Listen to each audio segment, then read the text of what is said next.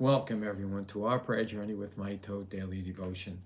Again, I'm continuing down the path of Psalm 119. Today, the 11th letter of the Hebrew alphabet, signifying this portion of Psalm 119. The letter is pronounced Kaf, and it means to bow before, to come and bow before a king, in a position of being humble before God. And I got to admit that sometimes I don't do that, especially when I am hungry and I made food myself and I run to eat and I can neglect to come before God in the right manner and pray.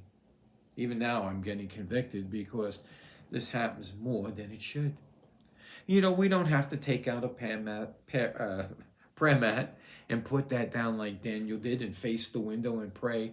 But we should keep in mind that God is holy and he has cleansed us from unrighteousness if we are saved, if we call upon the name of Jesus. And he is provider for all of our things. So we should have that mindset of being bowed before God. In Psalm 119, verse 81, it says, "My soul fainted for thy salvation, but I hope in thy word." What a strong word that is. I fainted. I am so weak. I can't take it anymore. I need my salvation. But my hope is in your word. So you trust God to let him deliver you. Then you can rejoice in whatever situation you may be. But he cries out in verse 82, "My eyes feel for thy word, saying, when wilt thou comfort me?" It just keeps going, Lord.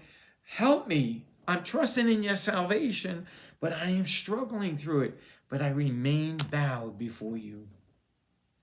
Then he goes on in Psalm 119, 83 through 85, and he asks these questions. How many more days? The lawless offend me. They almost consume me. Yet I have held to your law. Then in verse 88, he says, quicken me, keep me alive, after thy loving kindness, so I shall keep thy testimonies of thy mouth. What is the example that he gives here? The painkiller that we need. I have a lot of pain when I sleep, and I have to take acetaminophen, whatever it is called, or ibuprofen because of my bones hurting and the muscles hurting.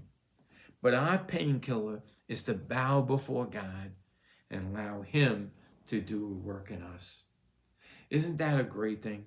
So until next time, may Jesus increase as we decrease.